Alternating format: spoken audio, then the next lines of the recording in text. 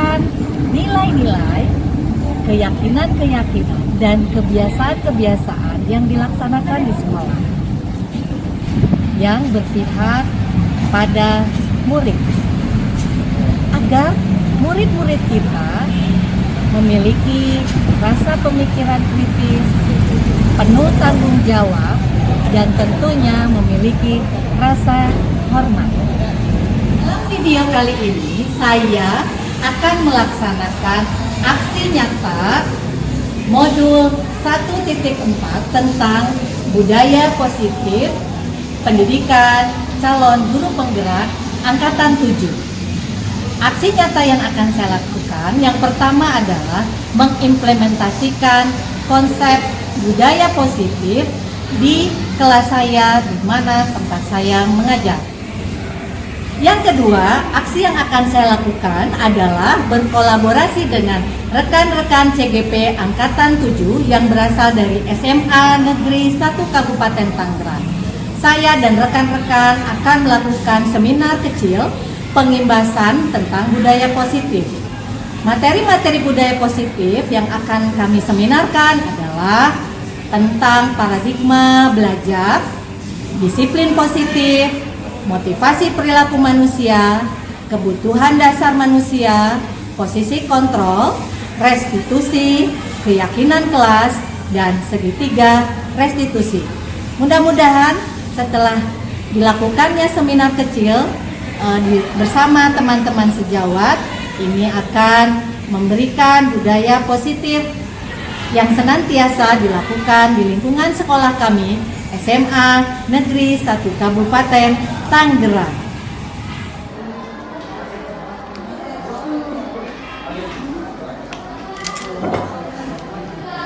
Mari kita sama-sama menyaksikan video aksi nyata 1.4 tentang budaya positif di SMA Negeri 1 Kabupaten Tangerang. Selamat menyaksikan.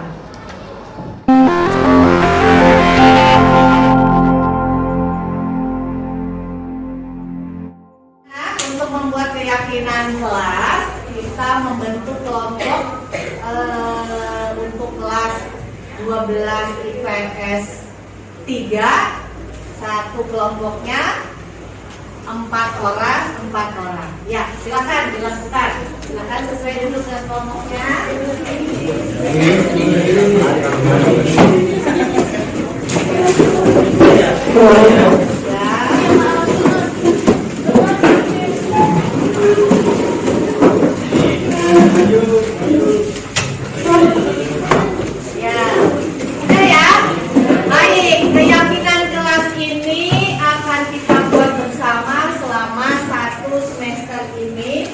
Agar kita bersama-sama melaksanakan pembelajaran dengan baik. Jadi keyakinan kelas itu apa saja yang kalian suka, kalian masukkan, dan apa saja yang kalian tidak suka, kalian coba perbaiki dalam keyakinan kelas ini. Jadi Ibu akan berikan satu kelompok ini, kemudian kalian tuliskan keyakinan kelas versi kalian kelompok masing-masing. Silakan.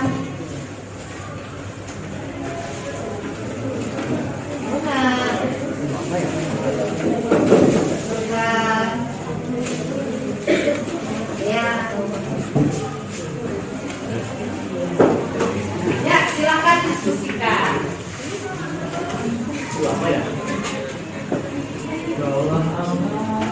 Oh iya, ada apa nak? Mau nanya Bu, Ya. kalau kita udah bikin apa namanya? Keyakinan kelas. Kira-kira boleh nggak Bu keyakinan kelasnya itu ini? Bertanggung jawab dalam tugas. Bagus ini. Apa nih maksudnya bertanggung jawab dalam tugas?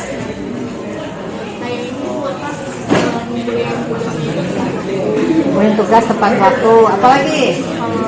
Dalam tugas juga harus masing-masing sendiri. Oh, tidak boleh numpang nama aja ya. Apalagi? Ya. Tidak menunda-nunda tugas. Baik, bagus. Ya, terima kasih.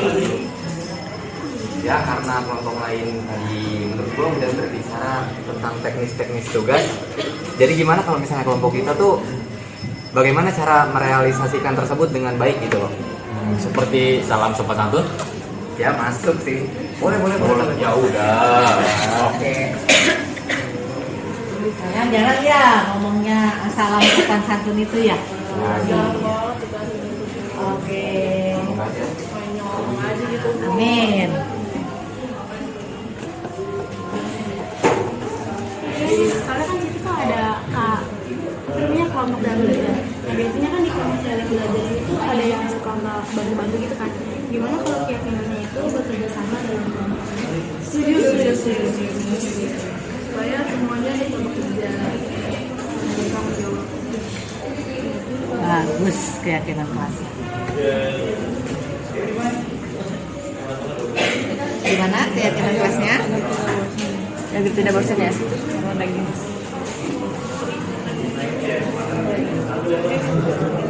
Apalagi keyakinan kelasnya? Belajar ada kelompok. Oh, step dengan kami keyakinan kita yang disukai. Jangan jadi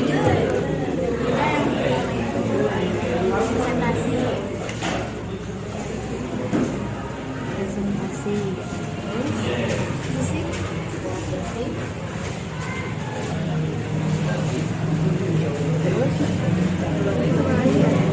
Nah, kira-kira apa ya untuk keyakinan dari kelompok kita? Tepat waktu ya.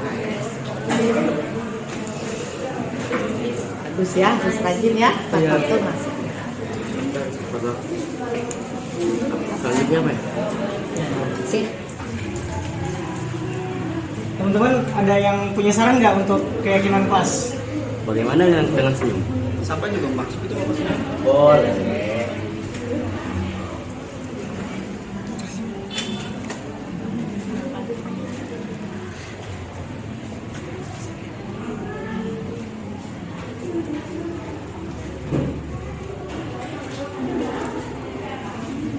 Anak-anak sudah? Sudah. Buat keyakinan kelas masing-masing? Sudah berdiskusi dalam kelompoknya? Sudah. Oke, mari kita tampilkan sama dengan teman-teman kalian. Silakan yang sudah satu kelompok satu orang saja kemudian membacakan keyakinan kelasnya. Ya, silakan. Kelompok mana dulu yang maju? Kelompok satu. Oke, kelompok satu. Silakan. Baca doang penting sama nempelin. Ya, ditempel Sultan. Ya. Boleh. Iya. Oke, dibacakan Sultan. Keyakinan kelas. Yang pertama ada gen. Yang kedua selalu ada kelompok setiap pembelajaran. Oke, tepuk tangan ya.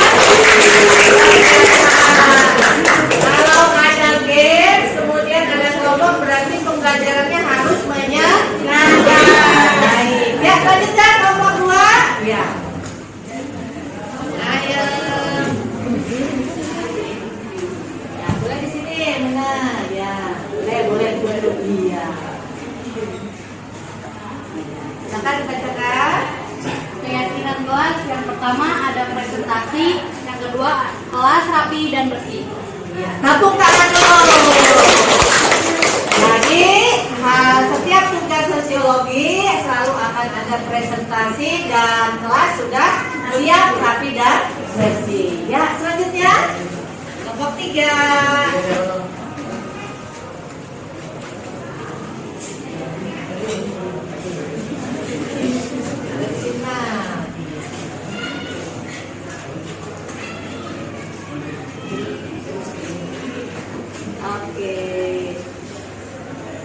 Oke, selanjutnya ada tepat waktu.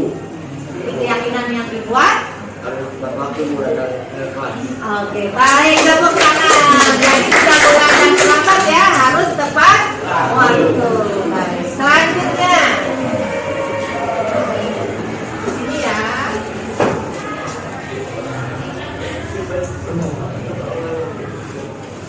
Keyakinan kelasnya yaitu bekerja sama dalam kelompok. Bekerja sama dalam kelompok. Jadi harus membuatnya bersama-sama ya kalau ada tugas ya. Iya, baik, tepuk tangan dulu. Selanjutnya, kelompok selanjutnya. Sini. Ada pesanan? Iya, boleh. Iya. Keyakinan kelas selanjutnya yaitu ada bertanggung jawab dan mengerjakan tugas. Jadi semuanya punya tanggung jawab dalam mengerjakan tugas. Ya, tepuk tangan lagi. Selanjutnya, ayo bilang. Katakan bilang. Kelas selanjutnya ada pembelajaran harus menyenangkan atau bahagia. Oke, pembelajaran harus menyenangkan. Ya, terima kasih bilang. Ya, selanjutnya.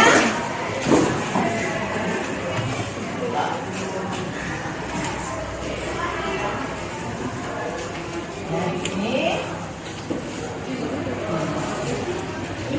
silakan. Senyum, sapa pada guru dan teman. Senyum, sapa Pada guru dan teman. pada guru dan teman. Luar biasa. Ya, terakhir silakan ketua kelas ya. Masa ketua kelas. Maaf. Ya, hadir. Ini ada salam ketika bertemu orang lain, sopan terhadap guru dan santun terhadap teman. Ya, baik, kita artinya sudah membuat keyakinan kelas bersama. Jadi ini harus dilaksanakan dalam satu semester ini. Mudah-mudahan pembelajaran berikutnya keyakinan kelas akan kita laksanakan dengan bahagia. Terima kasih anak-anak. Nanti kita tempelkan di dinding kelas. Kita buat hari ini, kita tempelkan dan kita tanda tangani bersama. Terima kasih. Yang termanis. Jangan malam doang. Kita nggak bisa.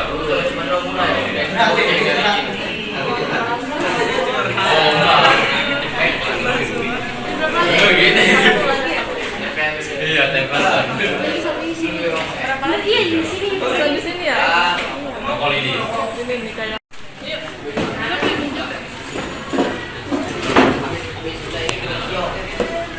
Ini enggak. Ini mengganggu. Ada atas? Dari atas sampai Dah. dijaga munduran aja. Jalan ke bawah dikit. Jalan ke bawah dikit. Ke bawah. Jalan ke bawah dikit. Jalan ke bawah lagi. Jalan aja ke bawah. Coba. Nah,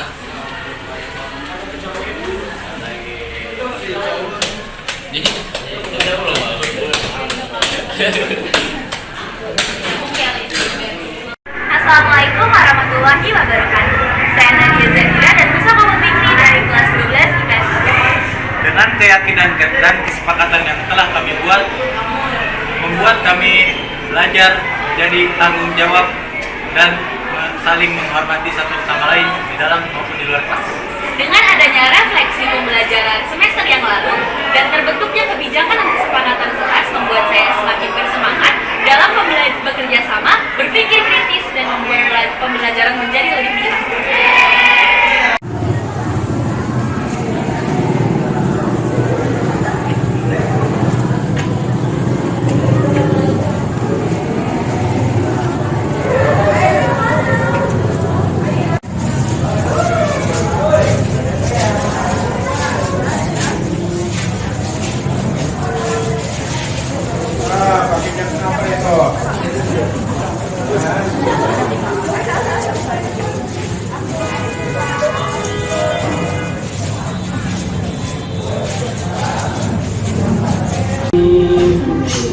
والضحى والليل إذا سجى ما ودعك ربك وما قلى وللآخرة خير لك من الأولى ولسوف يعطيك ربك فترضى ألم Oke, betul sekali ya. Tepuk tangan dulu.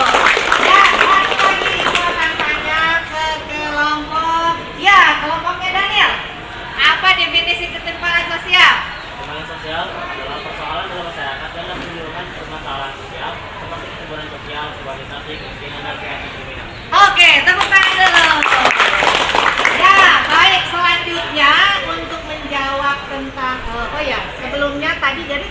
ketimpangan sosial itu apa tadi? Apa Jaya ulangi? Ya, persoalan yang ada di dalam masyarakat. Dan biasanya ketimpangan sosial itu adanya jarak, adanya akan menampilkan atau mendapatkan di dalam masyarakat itu bentuknya status sosial, adanya kaya dan miskin, biasanya seperti itu. Itu adalah dampak dari proses ketimpangan sosial. Oke, yang kedua apa? Tentang faktor penyebab. Nah, Ibu akan kalian yang tidak bisa dalam permainan games ini, kalian akan ditanya oleh Ibu. Setuju? Setuju. Permainannya gampang. Nah, ya permainannya kalau Ibu bilang 1. Oke. Oke, ya kita uji coba. 1. Oke. Oke. Kalau 2, yes. 2, yes. Oke, kita ulangi. 2. Yes. Yes. Oke, kalau 3, go. Iya. Kita coba ya. 3. Go. Go. Iya. Kita uji coba ya. 1, 2, 3. Oke. Oke. Yes. Yes. Go. Go. Kayak kurang makan. Ulangi, harus yang kencang ya. Ya. Tepuk 1, 2, 3. Oke. Oke. Yes. Yes. Go. Go. Oke, kita uji coba sekarang. 3, 1, 2. Go. Go. Oke. Oke. Yes. Yes. Ada yang salah. Oke. Apa itu faktor ketimpangan sosial?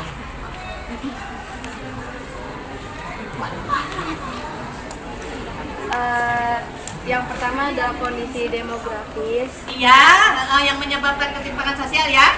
Ya, 1 adanya kondisi demografis. 2, Kondisi pendidikan. kondisi pendidikan. 3, Kondisi kesehatan. 4, Kondisi ekonomi. 5, hanya ada 4. Iya, baik kelompoknya. Muna, apa? Jadi kalau begitu ada 4 ya? Apa saja? 1. Iya, 2. Yes. Oke, betul semuanya. Tepuk tangan. Sekarang kalau yang tidak bisa jawab games ini, Ibu akan tanyakan lagi ya. Sekarang Ibu ingatkan. A apa A?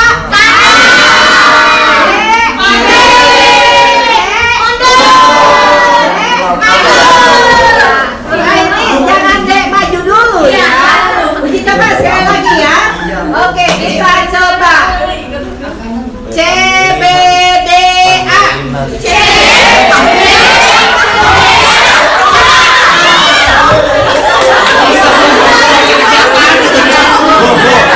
Tahu aturan mainnya, pokoknya yang salah nanti siap maju ke depan presentasi ya.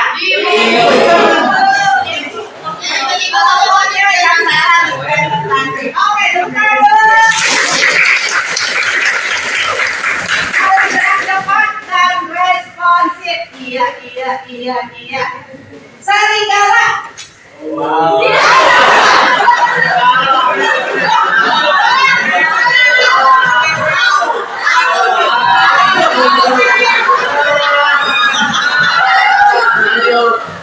Ayam.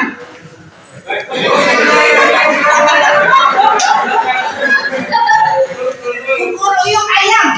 Serigala.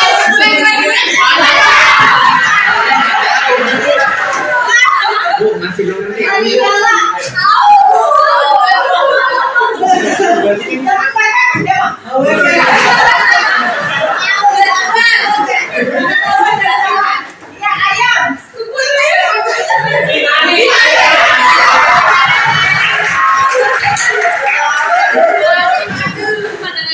Serigala.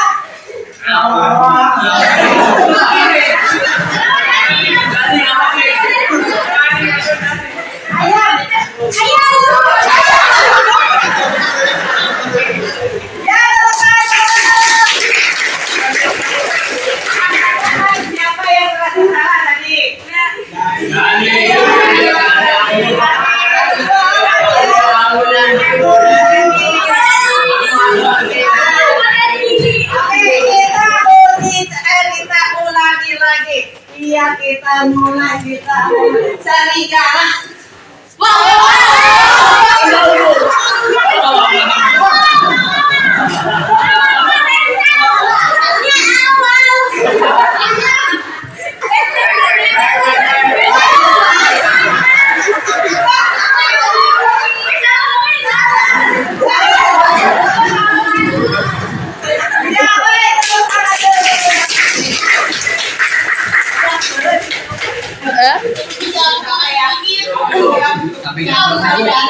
Materi. Saya melakukan itu karena saya sangat merasa bosan, Ibu. Oh, seperti itu.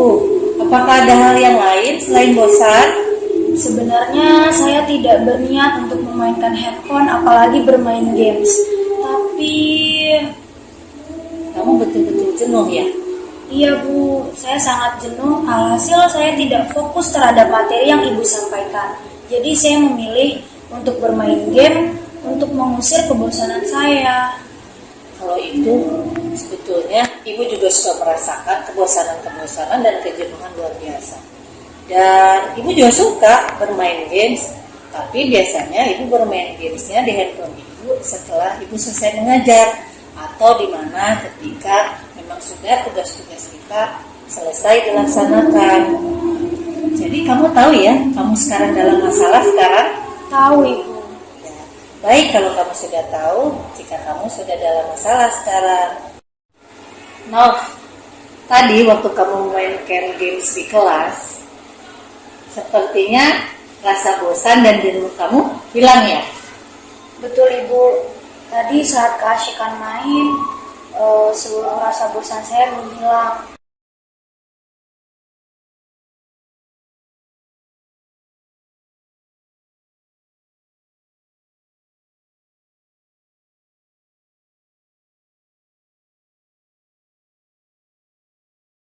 Assalamualaikum warahmatullahi wabarakatuh. Waalaikumsalam warahmatullahi wabarakatuh. Apa kabar anak-anak? Alhamdulillah luar biasa. Allahu Akbar. Apa kata kepala sekolah kita?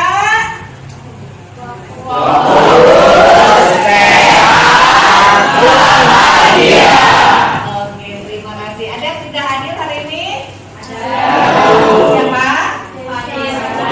Adit ya? Baik, anak-anak, karena hari ini adalah pertemuan perdana kita dari liburan semester lalu, maka hari ini Ibu akan mencoba, kita akan merefleksikan pembelajaran kita semester lalu dan juga kita akan membuat keyakinan kelas kita untuk semester ini. Sepakat? Sepakat. Oke, baik, Ibu akan merefleksikan pembelajaran tahun lalu. Ada tidakkah semester lalu sesuatu yang kalian tidak suka? Ada? Ada. Oke. Ada tidak yang semester lalu yang kalian suka? Ada. Baik, kita refleksikan ya. Oke, siapa kira-kira yang mau menuliskan di papan tulis? Bantu Ibu. Ya, oke anak, silakan. Ya. Oke. Ya. Ya, baik, sekarang Ibu ingin tahu, mari kita refleksikan pembelajaran di kelas kita semester lalu yang tidak suka dulu ya. Oke, selanjutnya. Bu. Iya, datang. Kelas yang rapi. Kelasnya rapi, bersih. Bersih. Oke, terus apa lagi? Iya, Daniel. Jarang mencatat. Jarang mencatat, karena kamu nggak suka mencatat ya? Karena kepanjangan presentasi jangan-jangan. Baik, apa lagi? Iya, Agung. Tepat waktu. Oke, ada lagi? Cukup kayaknya ya. Tepuk tangan dulu. Tahun lalu ini yang kita suka, ya, yang kalian suka. Oke, berarti kalau ada yang kalian suka, ada yang tidak kalian sukai. Oke, kita refleksikan. Sok, mau siapa dulu yang mau coba mengungkapkan sesuatu yang tidak disukai? Anak-anak? Saya. Ya, Berlin. Kelasnya kotor. Kelasnya suka kotor ya? Oke, berarti jangan ada yang piket. Oke, 2, siapa lagi? Bu. Iya, Jaya. Piket, Bu. Ya? Tidak piket. Tidak piket. Banyak yang piket. Banyak yang tidak piket. Oke, tulis. Anak nggak capek kan? Nggak pegel? Ya, selanjutnya siapa lagi? Iya, sayang apa? Berganti kelompok. Berganti-ganti kelompok. Kenapa? Bikin ribet, bikin pusing. Kenapa memang? Oh, karena bukan pelajaran ibu aja ya. Oke, selanjutnya siapa lagi? Presentasinya banyak. Presentasinya kebanyakan. Ya, selanjutnya siapa dulu nih? Oke, Bunda dulu. Teman berkata-kata dan kotor. Iya, teman-temannya Pak berarti suka ada yang ngomong kasar ya? Iya. Dan kotor ya, harus disapu berarti. Ya. Selanjutnya Banyak yang datang terlambat. banyak yang datang terlambat. Apalagi? Ya, Jamsnya nggak dapat hadiah. nggak dapat hadiah. Jadi harusnya pengen dapat hadiah. Apa hadiahnya? Dapat mobil. Ibu aja si Geboy nggak ganti-ganti. Ada lagi? Iya, Naem. Belajarnya selalu di indoor, Bu. Jarang Oh, keluar belajarnya gitu. selalu Jadi di ya, luar. Jadi bosan gitu. sekali-sekali harus di Luar. Oke, kita coba ya di luar ya. Selanjutnya ada lagi? Tidak ada? Iya. Terima kasih kalau gitu. Tepuk tangan. Terima kasih kalian sudah membuat refleksi kalian semester lalu. Maka kita akan membuat keyakinan kelas. Kita kalian nanti duduknya berkelompok 3 orang. Yuk kita. Ya, silakan ada yang mau bertanya. Saya mau nanya, Ya, silakan. untuk definisi di bagian perbedaan status sosial, menurut kelompok kalian tuh ada spesifikasi lain nggak mengenai status sosial? Kan biasanya yang kita tahu kan cuma si miskin dan si kaya aja. Kalau contoh di sekitar kita sebagai seorang siswa yang lebih relevan tuh apa sih? Yang paling relate banget? Di sini jawab ya. Ya, Kondisi kesehatan mental itu termasuk pertimbangan sosial juga. Soalnya kalau yang kita lihat nih, ada orang yang ya, orang dalam gangguan jiwa, pasti selalu kita jauhin kan. Sebenarnya orang yang kayak gitu juga butuh pertolongan lebih juga gitu loh. Bukan berarti kita harus menjauhi mereka. Itu attention lebih ya. Iya, karena kesehatan mental juga sebenarnya penting. Bukan cuma faktor ekonomi aja ya, tapi kesehatan mental itu bisa jadi pertimbangan sosial. Nah, ada lagi. Kalau menurut pendapat kami hanya itu aja. Oke, baik, terima kasih. Mana? Udah dibuat belum presentasinya? Proses.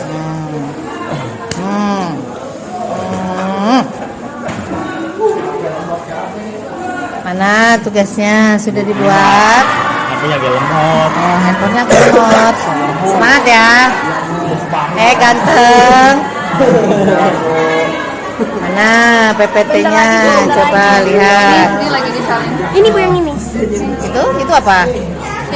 Oh, mana? Oh, ya, bagus.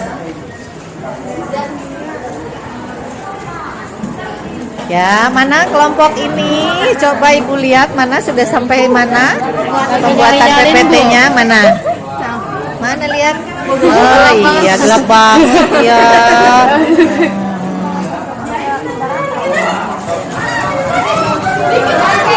Mana PPT-nya? Ini Bu, gini. Coba lihat. Oh iya. Oke. 5 menit lagi. Mana PPT-nya? Udah Ibu. Udah ya. Oke.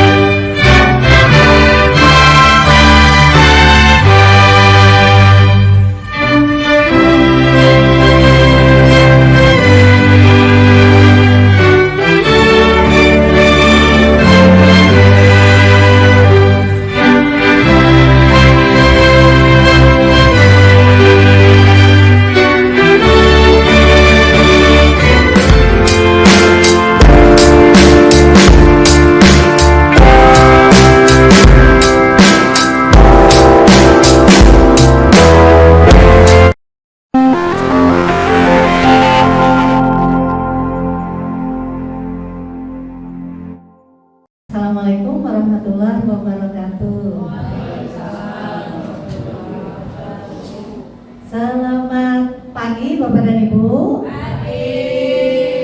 Terima kasih sudah hadir di acara diseminasi penerapan budaya positif di sekolah oleh CKP Angkatan 7 Kabupaten Tangerang di SMA Negeri 1 Kabupaten Tangerang. Bapak dan Ibu, perkenalkan diri, nama saya Yuyun Supianti, saya guru bidang studi sosiologi. Saya yakin kita sudah jumpa kenal lama ya Bapak dan Ibu, tapi saya wajib memperkenalkan diri. Nah, saya calon guru penggerak Angkatan 7. Mudah-mudahan Bapak dan Ibu untuk angkatan berikutnya bisa mengikuti kegiatan mencalonkan diri menjadi calon guru penggerak. Nah, Bapak dan Ibu, diseminasi yang saya lakukan ini tentang budaya positif. Nah, budaya positif ini saya yakin sekali Bapak dan Ibu guru sudah sering melakukannya. Bahkan mungkin lebih hebat dari saya karena di sini sudah banyak guru-guru senior, Bu Mega, Pak Isbulo, Bu Eka, Bu Nurul, Bu Lilis, dan Bu Rohma, Bu Devi, Bu Maratus, dan Bu Erni. Saya yakin ini di sini adalah guru-guru yang hebat dan luar biasa. Tapi saya ingin sekali menyampaikan, siapa tahu nanti kalau ada kekurangan dari diseminasi ini kita bisa menjadikan sarana saling berdiskusi dan menambah wawasan. Baik Bapak dan Ibu, saya sudah melakukan aksi nyata budaya positif selama 2 bulan. Nah, inilah mungkin yang akan saya paparkan. Bisa kita mulai Bapak dan Ibu? Salam bahagia. Bapak dan Ibu, karena saya CGP Angkatan ke-7, ini ada fasilitator saya, Ibu Anisfatul Kholis, kemudian dengan pengajar praktik saya didampingi oleh Pak Tarsono. Dan sebelahnya itu saya sendiri, Yuyun Supianti. Baik, materi yang akan saya paparkan ini ada 6 Bapak dan Ibu. Yang pertama tentang disiplin positif dan nilai-nilai kebajikan universal. Kemudian yang kedua, teori motivasi, hukuman dan penghargaan serta restitusi. Yang ketiga, keyakinan kelas. Keempat, kebutuhan dasar manusia dan dunia berkualitas. 5, ada restitusi posisi kontrol. Dan 6, restitusi segitiga restitusi. Ya, baik. Saya kasih lihat ya dari Bapak dan Ibu. Pembelajaran yang pertama Bapak dan Ibu tentang disiplin positif dan nilai-nilai kebajikan universal. Oke, nah kita selalu sering yang, ayo anak-anak, ayo sayang, kita lakukan budaya positif. Nah, sebetulnya budaya positif itu apa sih? Apakah yang tandanya selalu positif, negatif, atau seperti apa? Nah, jadi ternyata nilai budaya positif itu adalah nilai-nilai keyakinan dan kebiasaan-kebiasaan di sekolah yang tentunya Bapak dan Ibu harus berpihak kepada murid agar murid dapat berkembang kepada pribadi yang bernalar kritis. Jadi dia punya nilai-nilai kritis, penuh hormat dan tentunya punya tanggung jawab. Jadi inilah yang disebut dengan budaya positif. Nilai-nilai kebiasaan, keyakinan yang kita yakini dan harus berpihak pada anak Bapak dan Ibu. Dan ini agar anak-anak kita bisa bernalar kritis, hormat dan bertanggung jawab. Oke. Nah, sekarang ada pertanyaan selanjutnya nih Bapak dan Ibu. Oke. Pertanyaan pertama, setuju atau tidak setuju? Tolong dijawab aja, setuju atau tidak setuju. Nah, pertanyaan pertama, hukuman dapat mendisiplinkan anak. Setuju atau tidak setuju? Tidak. Ada yang bilang? Setuju. Jadi hukuman dapat mendisiplinkan anak. Jadi ada 2 nih ya. Oke. Yang kedua, pemberian hukuman dengan hal positif seperti membaca atau membersihkan halaman sekolah dapat meningkatkan disiplin anak. Setuju atau tidak setuju? Setuju. Setuju ya. Kira-kira kenapa Pak Yes? Itu adalah bentuk Luar biasa. Yang ketiga, memberi penghargaan dapat meningkatkan motivasi belajar anak. Setuju atau tidak? Tidak. Wah, ada yang bilang tidak, ada yang bilang setuju. Bu Eka nih yang bilang tidak. Kenapa Bu Eka? Ada terjadi Pak, ini salah jadi karena motivasinya salah. Kalau kamu dapat 100 bukan nanti kasih yupi gitu kan. Jadi anak tuh mindsetnya kayak ke penghargaannya gitu, bukan motivasi dalam dirinya. Luar biasa. Tepuk tangan Bu. Iya ya. Jadi ternyata kalau anak tuh karena rajin bisa jadi karena kita selalu ngasih permen Yupi ya. Atau ngasih bentuk-bentuk sesuatu yang punya nilai buat mereka. Oke, luar biasa dan Bapak dan Ibu hebat ya. Nah, kita akan lihat sekarang ini kita kan masuk ke dalam kurikulum Merdeka Belajar ya Bapak dan Ibu. Nah, paradigma belajarnya pun berubah. Saya minta satu orang dong yang mau maju ke depan, Bu Mega. Ayo Bu Mega. Tepuk tangan dong buat Bu Mega. Iya. Ini Bu Mega. Jadi Bapak dan Ibu, saya akan mempraktekkan dari cerita yang di depannya. Di sana saya dengan Bu Mega ini adalah teman. Saya dengan kita teman ya Bu Mega ya, bestie dong. Bukan musuh ya. Nah kemudian saya sobek secari kertas. Kemudian Bu Mega, tolong tulis sesuatu yang sangat berharga buat Bu Mega. Apa aja, mau orang tua, mau rumah, mau suami, ditulis. Ya. Apa ya? Makanan. Tulisannya itu letakkan di salah satu tangannya Bu Mega untuk digenggam. Enggak Bu Mega. Yang kencang. Ya. Mau kiri apa kanan?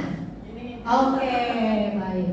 Saya sebagai teman, saya akan berusaha sekuat tenaga membujuk Bu Mega agar benda tersebut bisa dilepas atau enggak.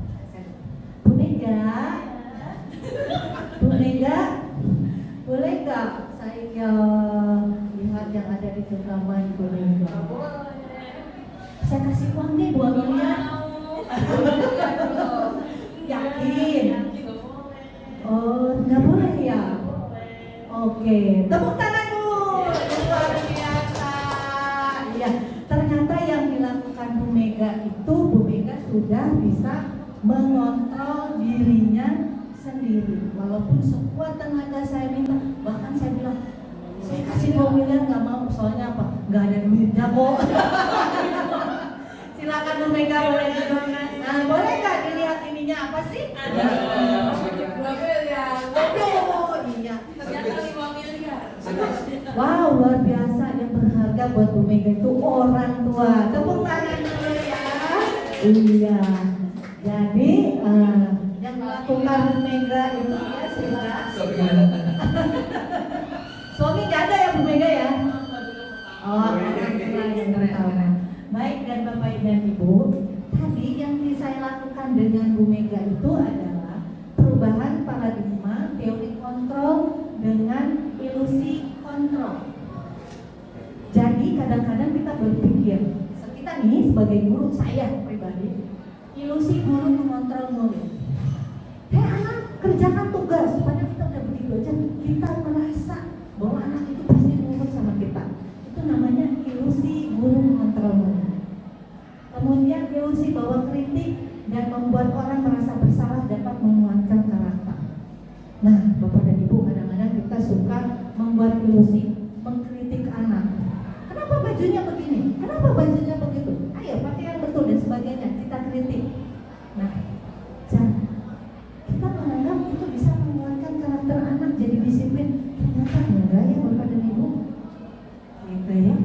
Itu saja ternyata sebuah ilusi mindset pemikiran kita. Kemudian yang ketiga, ilusi bahwa semua perbuatan positif efektif dan bermanfaat. Tuh, kalau kita selalu memberi penghargaan ternyata belum tentu. Kayak tadi, mungkin anak pengen nilai 100 karena mau dikasih sama Bu Eka nilai apa per minggu. Jadi itu sifatnya ilusi. Ilusi bahwa orang dewasa memiliki hak untuk memaksa. Oh, luar biasa. Kita nih orang dewasa ya Bapak dan Ibu, suka nggak maksa anak-anak? Suka banget ya. Ternyata ilusi. Nah ini kita harus merubah paradigma kita dari teori stimulus respon ke teori kontrol Bapak dan Ibu ternyata. Ya, nih.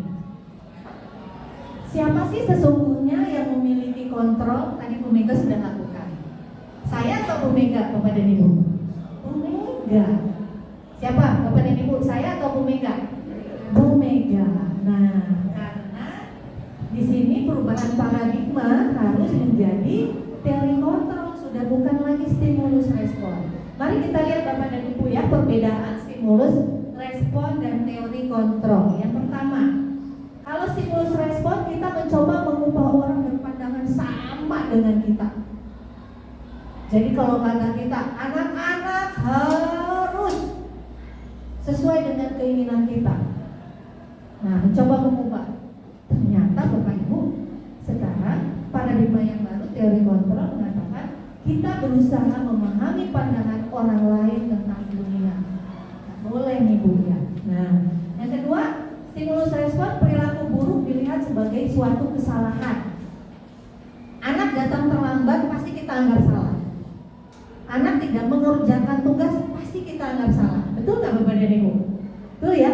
Nah, sesungguhnya kalau dalam teori kontrol semua perilaku memiliki tujuan. Jadi ditanya dulu tuh anak, kenapa dia terlambat, kenapa dia tidak bisa mengerjakan tugas, kecuali anak itu terlalu sering ya melakukan. Dan itu perlu kita kaji. Nah, stimulus respon yang selanjutnya, orang lain bisa mengontrol saya. Hanya Anda yang bisa mengontrol diri Anda. Jadi dalam teori kontrol, walaupun kita guru, kita harus memberikan kekuatan kepada anak, dia bisa mengontrol dirinya sendiri. Saya bisa mengontrol orang lain, Anda tidak bisa mengontrol orang lain. Seperti saya tadi kepada Bu Mega, saya merasa bisa mengontrol orang lain.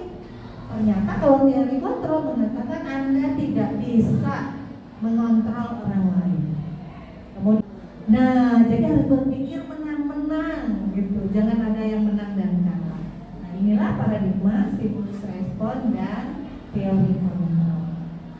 Nah, pada itu, kalau kita bicara teori kontrol, berarti kita akan bicara tentang disiplin positif. Nah, ini yang saya bicarakan. Saya akan melakukan penerapan budaya positif di sekolah, pengibasan dengan Bapak dan Ibu. Nah, materi di sini adalah disiplin positif ini ada beberapa pakarnya. Salah satunya pakarnya Dr. William Glasser. Dia menyatakan ada teori kontrol atau ada teori pilihan yang bisa kita lakukan.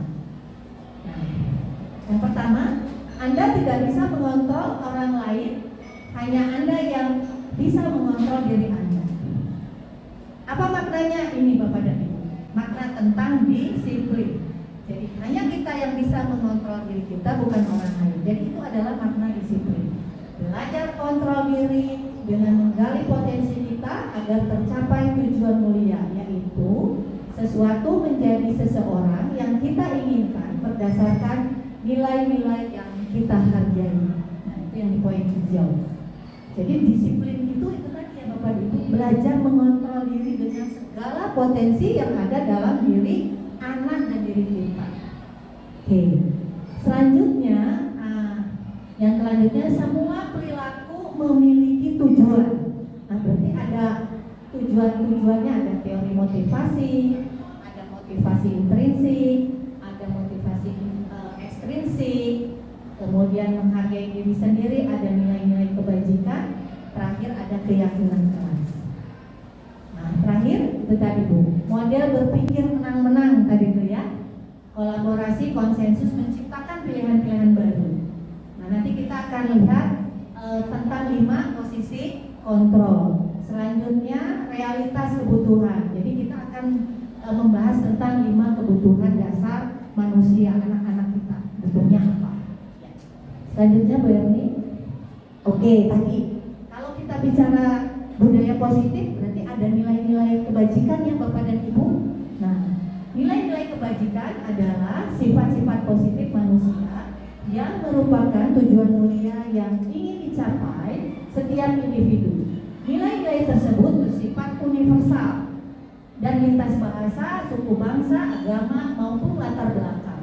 Nilai-nilai kebajikan yang ingin dicapai oleh setiap anak Indonesia kepada Tuhan Yang Maha Esa. Betul nggak Bapak dan Ibu? Kita berharap anak-anak kita beriman. Kedua, mandiri. Ketiga, bernalar kritis. Keempat, kreatif, bergotong royong. Dan terakhir, berkebinekaan global. Nah, jadi yang akan kita terapkan di sekolah harus punya unsur nilai-nilai kebajikan universal. Sebetulnya nilai-nilai kebajikan universal itu banyak ya Bapak dan Ibu. Hanya saja yang kita gunakan itu adalah profil pelajar Pancasila. Baik, selanjutnya Berni. Oke, nah pembelajaran yang kedua itu tentang teori motivasi, hukuman, penghargaan, restitusi. Ini menarik sekali ya Bapak dan Ibu. Baik, selanjutnya Berni. Oke. Jadi ada teori motivasi. Yang pertama adalah untuk menghindari ketidaknyamanan, apa yang akan terjadi apabila saya tidak melakukannya. Itu masuknya ke dalam motivasi eksternal. Kadang-kadang kalau untuk menghindari ketidaknyamanan hukuman, kita pasti akan nanya, apa yang akan terjadi apabila saya tidak melakukannya? Ini namanya motivasi eksternal. Jadi mereka anak-anak itu disiplin karena takut ada hukumannya. Nah itu karena ada berarti motivasi eksternal atau dihukum oleh kita.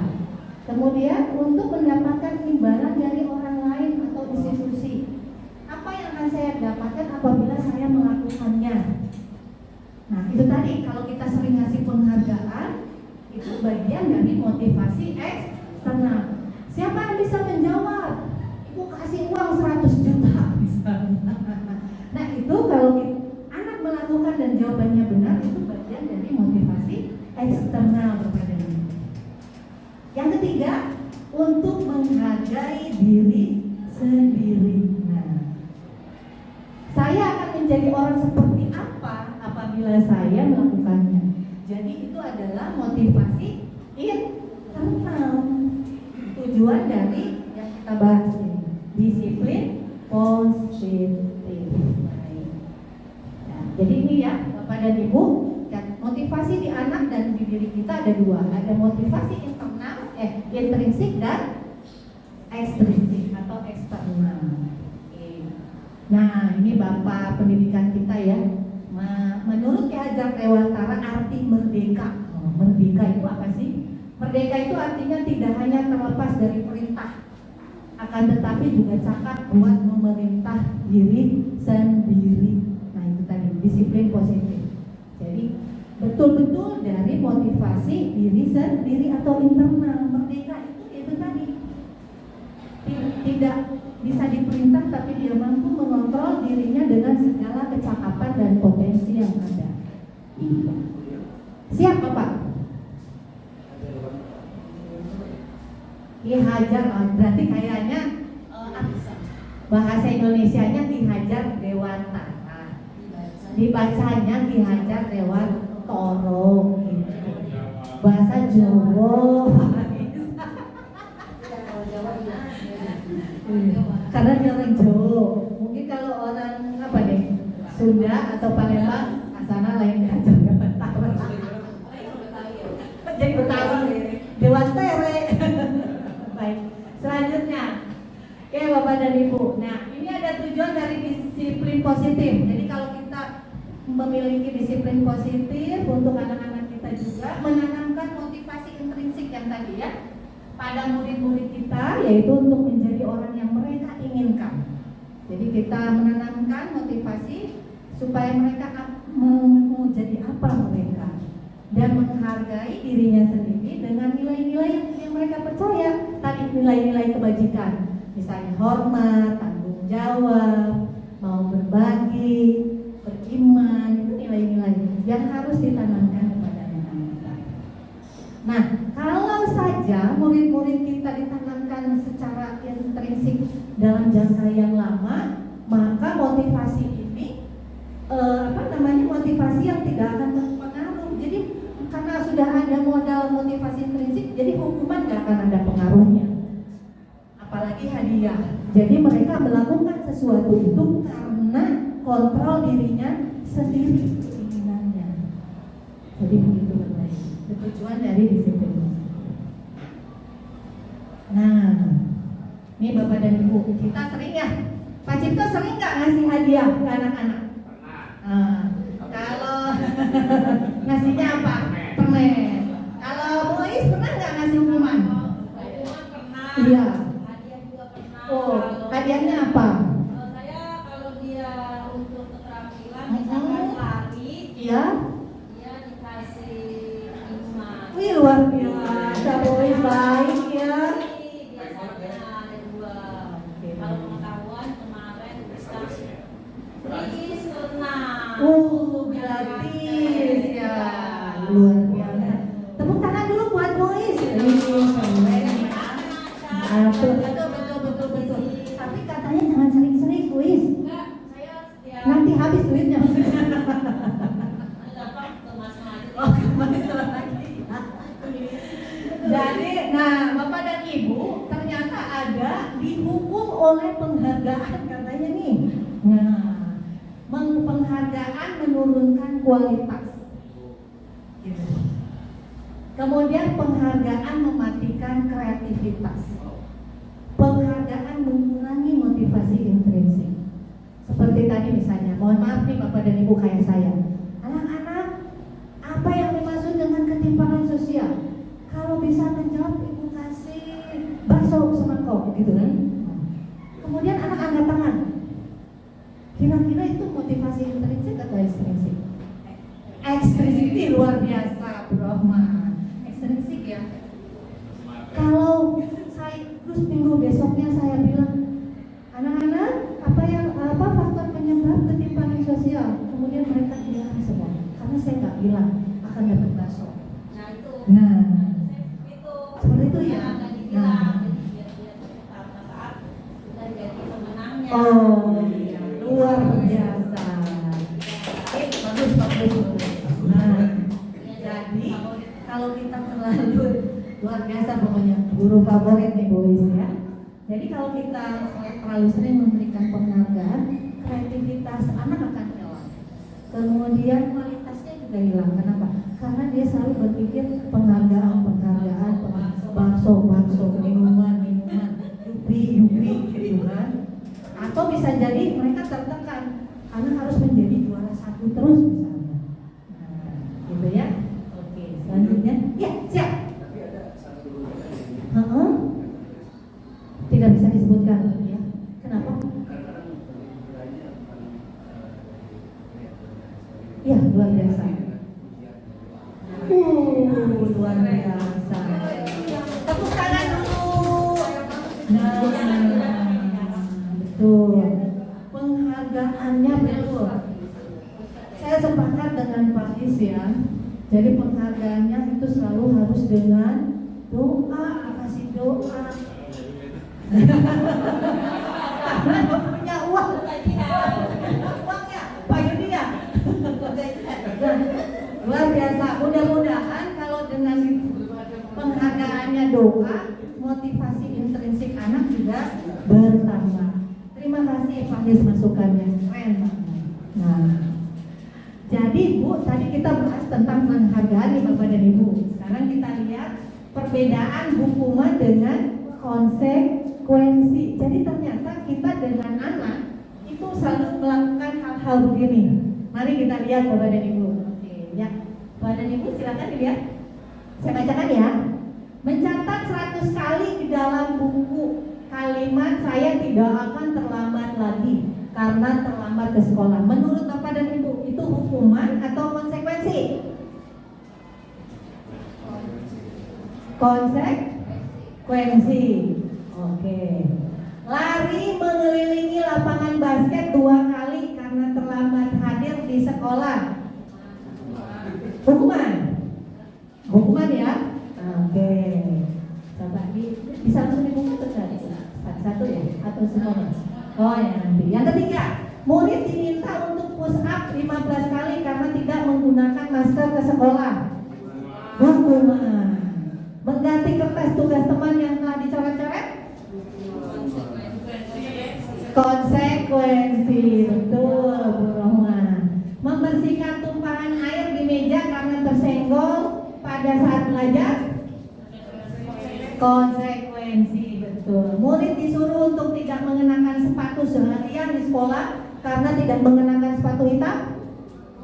Hukuman. Ini luar biasa Bu Istri ya. Nah ini coba nih guru olahraga nih. Lari mengelilingi lapangan basket 2 kali karena terlambat 10 menit untuk pelajaran PJOK. Itu hukuman apa konsekuensi? Hukuman apa konsekuensi? Konsekuensi Bu Eis. Nah karena di jam ibu makasih. Hukumannya iya ya karena hukumannya sesuai karena pelajaran olahraga ya. Bisa dilihat ya Bapak dan Ibu, ini ada bentuk hukuman, ada konsekuensi. Oke, baik. Iya, silakan. Pak Cipto silakan maju ke depan. Nah, ya. Selanjutnya. Nah, jadi gini Bapak dan Ibu, tadi kan masih bingung nih, hukuman apa konsekuensi? Konsekuensi apa hukuman gitu kan? Nah, ini ada parameternya ya, perbedaan hukuman dan konsekuensi. Kalau hukuman, sesuatu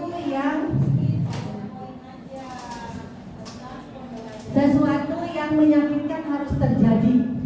Menyakitkan gak suruh nulis? Ayo anaknya. Nah, tetapi kalau konsekuensi, sesuatu harus terjadi. Kok sesuai gak dengan konsep agama kita Pak? Yes, konsekuensi itu ya sudah terjadi gitu ya. Yang kedua, perhukuman membuat anak sakit secara fisik dan hati-hati Bapak dan Ibu. Ketika kita memberikan hukuman itu secara mentally anak bisa sakit secara fisik dan hatinya untuk jangka waktu yang lama. Kalau kita memberikan konsekuensi, membuat anak merasa itu tidak nyaman, tetapi jangka waktunya hanya pendek. Kayak tadi dia sekolah, karena memang jam pelajaran PJOK dia tidak merasa direndahkan, karena yang dia lakukan adalah untuk konsekuensi. Kemudian anak jadi membenci kedisiplinan loh Bapak Ibu. Ternyata kalau ngomongin hukuman, ternyata kalau konsekuensi anak menghargai disiplin. Karena kita tanyakan, kenapa terlambat gitu ya? Kemudian paksaan, kalau hukuman sifatnya paksaan. Kalau konsekuensi adanya stimulus dan respon. Kemudian mendorong anak menyakiti diri sendiri. Kalau ini mendorong anak agar mudah menyesuaikan diri. Selanjutnya kalau hukuman ada konsep diri yang buruk. Jadi anak menjadi konsep diri yang baik. Anak belajar untuk menyembunyikan kesalahan kalau hukuman. Pasti kalau kita hukum dia bilang, enggak Bu, jadi saya terlambat, jadi ceritanya gini Bu, gitu kan? Dia bikin alasan tuh. Wah, mana-mana. Tetapi kalau dengan konsekuensi, kalau kita tanyakan dengan tanpa hukuman, kita tanyakan mengapa dia terlambat, saya yakin mudah-mudahan anak-anak kita anak yang baik, karena sudah didoakan setiap bentuk hukuman dan penghargaannya gitu ya. Silakan tulis duduk kembali. Nah, gitu ya. Anak belajar jadi mematuhi peraturan. Hukuman marah, merasa bersalah, dipermalukan, merasa tak dihargai. Kadang-kadang kan kita suka ngomelin anaknya di kelas ya, Bapak dan Ibu. Sering banget ya. Ternyata ini anak jadi rasa bersalahnya tinggi, dipermalukan. Tapi kalau konsekuensi kehilangan hak, dibuat tidak nyaman, diasingkan, tetapi hanya untuk sementara. Kalau diulang-ulang bagaimana? Diulang-ulang. Nah, betul, makanya kalau kesalahan diulang-ulang kita akan melakukan upaya restitusi, nanti akan ada bahasannya. Jadi kalau kesalahannya dilakukan dilakukan berulang-ulang oleh peserta didik atau anak kesayangan kita akan melakukan proses restitusi. Nanti ada restitusi. Oh, jangan yang lain, Faiz.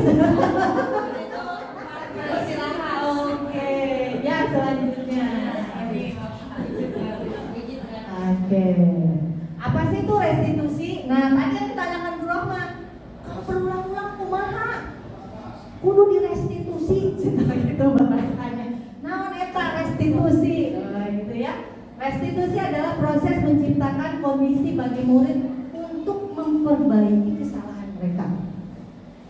Jadi kita minta mereka dengan sendirinya memperbaiki kesalahan mereka sehingga mereka bisa kembali pada kelompoknya dengan karakter yang lebih kuat. Itu harapan atau makna dari restitusi. Jadi restitusi itu bagian dari proses kolaborasi kita, Bu. Urang jeung anak, kita sama anak kesayangan teh ngobrol. Nah, itu proses kolaborasi. Nah, mencari solusi untuk masalah mereka. Yang tadi kunaon sih mana kebetulan gue, saya punya kasus Bu Roma, sampai anak itu akhirnya saya merasa bersalah. Sekarang saya dengan Pak Ajis, anak itu sudah lulus, sekarang di SMK. Eta budak tanah asuh. Saya omel-omel biar habis-habisan. Saya home visit dong. Saya merasa luar biasa sampai saya nangis. Ternyata rumahnya itu dari buku, dari sisa-sisa kardus. Jadi dia kalau mau ke SMA itu nunggu tumpangan dari yang mau dia gupai gitu. Pak saya. Jadi kalau nggak ada, berarti nggak sekolah. Akhirnya saat itu saya carikan dengan Pak di sekolah yang lain, ada yang terdekat di sana SMK. Alhamdulillah sampai hari ini masih diaku pemenangan. Padahal saya sadunya benci banget. Ih, budak para asup cenah, geus asup sekolah hebat, tapi tara asup gitu. Nah ternyata kita harus melakukan proses restitusi, Bu. Gitu ya. Eta kudu direstitusi. Makanya bener. Dia tidurnya setiap malam jam 2 malam. Nah, kenapa? Bisa tidur. Waduh, kita restitusi Bu nanti ya. Nah, kita cari solusinya ya Bapak dan Ibu ya. Nah, gini. Nggak apa-apa, memang ini sesinya Bapak dan Ibu. Jadi gini Bapak dan Ibu, tadi kita sudah bahas ya. Kalau kita memberikan dukungan terus-menerus, maka anak-anak kita akan memiliki identitas yang berbeda. Nah, tetapi kalau identitas sukses, jadi anak-anak kita anggap sukses, selain kita doakan ya Bapak, kemudian kita harus melakukan disiplin apa? Konsekuensi dengan restitusi. Nanti kayak gimana sih itu restitusi? Nah, kalau tadi saya nggak mau lihat yang identitas gagal, saya pengennya anak-anak saya identitas sukses ya Bapak dan Ibu. Konsekuensinya sesuatu harus terjadi. Berarti harus restitusi merupakan Tuhan. Ibu, korban bisa diabaikan, korban dapat digantikan. Murid, anak dibuat tidak nyaman. Anak mendapat penguatan kalau dalam restitusi. Kadang-kadang kita kalau memberikan konsekuensi, anak dibuat tidak nyaman kan? Ayo, gitu ya. Saya banget itu babu. Nah, tetapi kalau dalam restitusi, anak diberikan penguatan oleh kita. Nanti ada videonya, tenang. Nah, gitu ya. Penguatan hanya bertahan kalau konsekuensi dalam jangka pendek, tapi kalau di sini masalahnya bisa terpecahkan. Ya, murid belajar bertanggung jawab kalau dalam restitusi. Fokus pada pemecahan masalah dalam jangka waktu, apa yang kamu yakini. Jadi nanti kita akan tanya ketika anak itu sering terlambat terus dalam proses restitusi, apa sih yang kamu yakini? Apa sih yang kamu pengenin? Gitu. Nah, inginkan. Nah, kadang-kadang kita kalau kita selama ini kan bilang, apa sih peraturannya? Kamu tahu nggak peraturan sekolah ini? Kita selalu begitu. Nah, saya itu Bu. Nah, ternyata kita harus melakukan proses restitusi ya. Nah, murid anak menghormati peraturan dalam konsekuensi, restitusinya murid anak menghormati dirinya dan orang lain. Ya. Oke. Nah, tadi kan sebelum kita bicara hukuman dan hukuman, konsekuensi, maka ini Bapak dan Ibu, saya melakukan keyakinan kelas. Tapi sebelumnya kayaknya udah mulai ngantuk nih, saya SBing dulu lah. Ada dulu, boleh ya? Oke. Baik, kita lakukan SBing. Siap Bapak dan Ibu? Kalau saya bilang cek, langsung tepuk tangan satu ya. Cek, cek. Oke. Shot. Oke. Cek. Shot. Shot. Cek. Iya, tapi permainannya bukan itu. Ini baru cek soundnya aja biar semangat. Oke. Kalau saya bilang satu, Ibu tepuk tangannya gini. Oke, yes. Yes. Nih, 2 kali aja. Udah. 1, apa Bu? Coba. Yes. 3 kali. Yes. Oh, ini 3 kali ya? Oh, saya yang salah. Maaf. 3 kali ya? Oke. 1. Yes. Yes. Oke. Kalau saya bilang 2, oke. Oke. Kalau saya bilang 3, berarti go. Go. Kita uji coba ya. 1 apa? Yes. 2, iya, tepuk-tepuk sama. Yes. Yang kedua, oke. Yang ketiga, go. Oke, mari kita uji coba. 1, 2, 3. Yes. Yes. Oke. Oke. Go. Go. Wah, kurang semangat nih. 2 kali ya Bapak Ibu. Kita. Oh, ya. 2 kali. Nah, ini guru matematika gimana nih? 2 kali. Oh, saya yang salah ya Bapak Ibu. Oke, semuanya 2 kali. Oke, kita uji coba lagi ya. 3, 2, 1. Go. Masalah. Saya ulangi ya. 1. Yes. 2. Oke. 3. Go. Yang salah kita restitusi. Oke, kita mulai. Yang salah pulang. Pasti bilang. Ya, kita mulai ya. 2, 1, 3. Oke. Oke. Yes. Kan saya menghitung.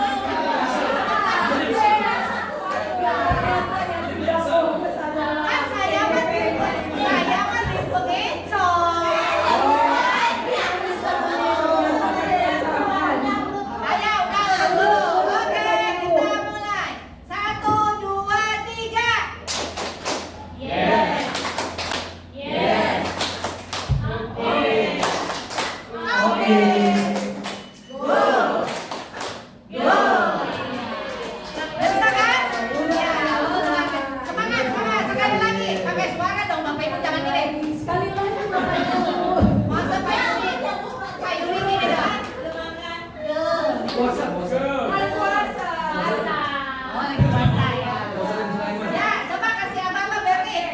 3, 2, 1, mulai. Go. Go. Oke. Oke. Yes. Yes. Ternyata masih fokus Ternyata masih fokus. Yes, oke, go. Oke. Ya, lanjutkan nih Bapak dan Ibu, pembelajaran ketiga, keyakinan kelas. Jadi saya sudah awal tahun ajaran semester kemarin, saya melakukan membuat keyakinan kelas. Apa tuh keyakinan kelas gitu ya Bapak dan Ibu? Nah, jadi di sini mengapa tidak peraturan saja? Mengapa harus keyakinan kelas? Nah, jadi di sini mengapa kita memiliki peraturan harus menggunakan helm bila mengendarai kendaraan roda 2? Kenapa Bapak dan Ibu? Karena biar selamat. Biar selamat, betul Bu Devi. Cari keselamatan. Oke, yang kedua, mengapa kita memiliki peraturan 3M? Menggunakan masker, mencuci tangan, menjaga jarak sampai 5 meter. Kenapa? Untuk kesehatan. Luar biasa nih Bu Nurul ya. Yang ketiga, mengapa kita memiliki peraturan harus datang tepat waktu pada saat mengikuti pelatihan? Disiplin. Oke. Jadi untuk mendukung motivasi intrinsik, ya silakan. Jangan disenggol ya Bapak Ibu ya. Ke nilai-nilai keyakinan lebih menggerakkan seseorang dibandingkan mengikuti serangkaian peraturan. Dia akan pakai helm kalau kita bilangnya itu untuk menjaga keselamatan dibanding itu adalah peraturan dari lalu lintas. Ya, kita lihat Bu. Nah, ini ada 2 contoh lagi yang kita sering lakukan Bapak Ibu. Yang satu peraturan, yang kedua keyakinan kelas. Nah, kita lihat nih redaksinya. Biasanya Bu keyakinan kelas redaksinya atau bahasanya selalu harus membawa aura-aura positif atau kalimat positif ya. Tidak memerintah dan biasanya kalimat positif. Peraturan, kita selalu bilang selalu kembalikan buku ke tempatnya, gitu ya. Nah, kalau keyakinan kelas itu bentuknya tanggung jawab. Dilarang mengganggu orang lain. Anak-anak kalau misalnya dilarang mengganggu orang lain, pasti dicoyol-coyol ya. Menghormati orang lain. Hadir di sekolah 15 menit sebelum pembelajaran dimulai, menghormati orang lain, berkomitmen dengan keyakinan kelas. Kita membuat peraturannya kadang-kadang dilarang melakukan kekerasan. Tapi kalau keyakinan kelas kita tulis dengan keselamatan, menghormati orang lain. Dilarang menggunakan narkoba, maka kita harus sehat. Nah ini saya membuat penerapan keyakinan kelas di download itu di video di Nah ya enggak keyakinan kelas ya. Bapak dan Ibu, saya mau menyaksikan hasil keyakinan kelas yang saya lakukan. Enggak banyak Bapak dan Ibu, hanya 5 poin. Di situ anak tulisannya tepat waktu, berkolaborasi, bertanggung jawab, cinta damai. Dan keyakinan kelas ini Bapak dan Ibu bisa Bapak Ibu lakukan bersama dengan anak-anak di kelas. Karena bagaimanapun keyakinan kelas ini dibuat untuk memberikan keberpihakan kepada anak atau murid atau peserta didik. Dengan harapan apa? Kalau keyakinan ini dibuat bersama-sama untuk mereka dan mereka yang membuat, diharapkan dari dorongan motivasi intrinsik, mereka biasanya kalau apa yang kita buat kita sayang ya Bapak dan Ibu ya. Segala sesuatu yang kita buat pasti kita jarang tuh. Kue yang kita buat kadang-kadang malas kita makan, tapi orang lain, ayo karena aku lapar makan. Tapi kalau kita yang buat, disepakati bersama dengan keyakinan nilai-nilai kebajikan yang ada, maka keyakinan kelas itu artinya anak-anak diharapkan akan mengurangi sekali ketidakdisiplinannya atau selalu akan melakukan pembiasaan-pembiasaan.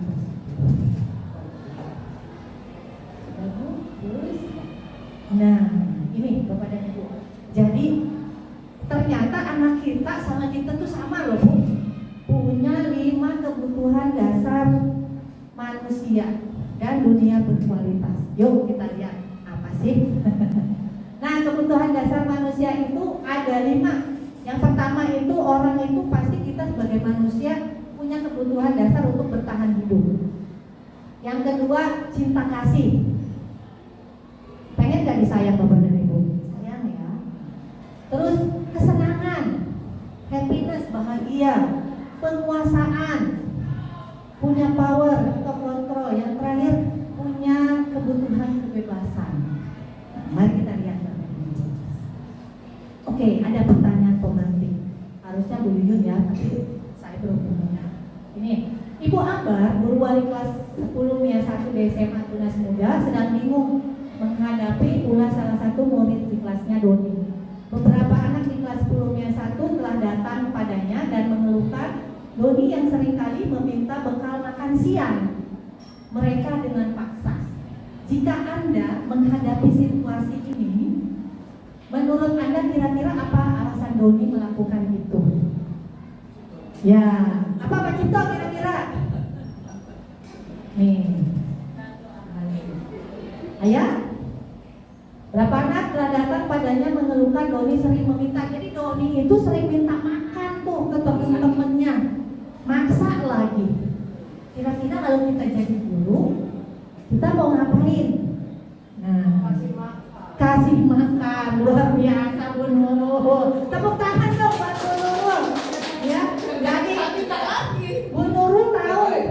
Iya, berarti Bu Nurul tahu ya, ada kebutuhan dasar anak yang harus dipenuhi. Betul, luar biasa. Oh ya, betul ya tadi sudah ada 5. Dilanjut. Ya, iya, iya Ibu. Nanti kalau bisa sini lagi Ibu. Iya, terima kasih. Nah, yang pertama adalah bertahan hidup. Jadi kita dan anak kita itu punya kebutuhan yang pertama bertahan hidup.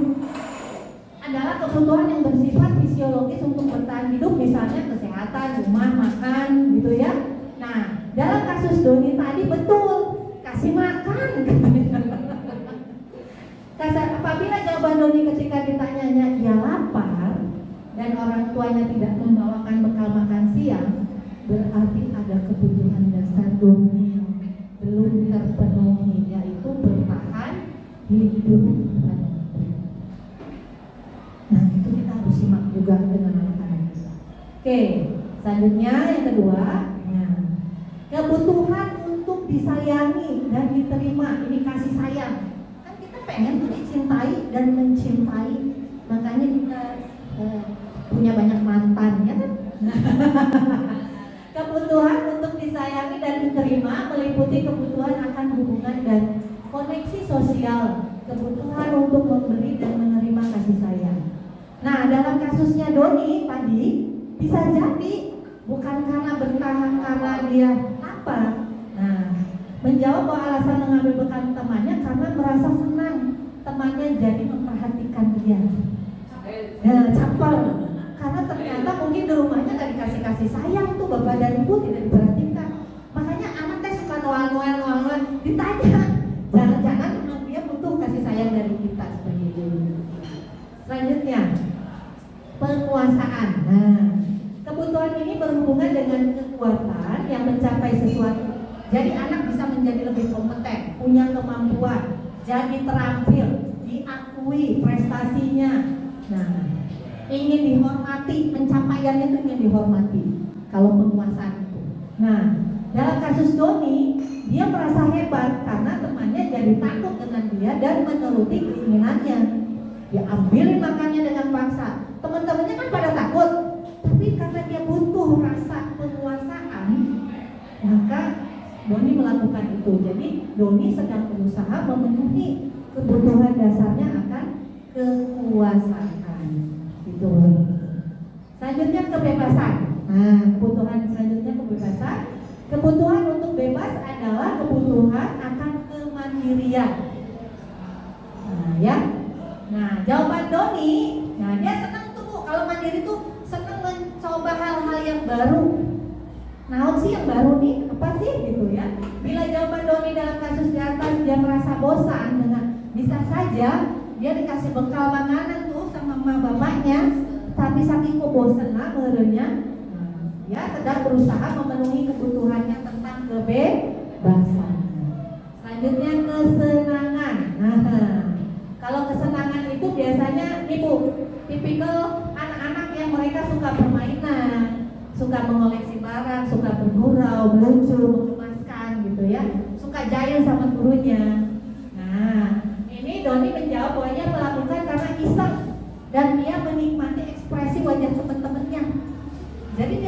karena dia fun, pengen seneng. Jadi kalau ekspresinya temennya marah, menurut dia mungkin itu lucu gitu. Jadi ada kebutuhan dasar kesenangan yang harus dia penuhi. Nah, itulah ya Bapak dan Ibu 5 dasar kebutuhan anak kita tuh yang di kelas. Ya, oke.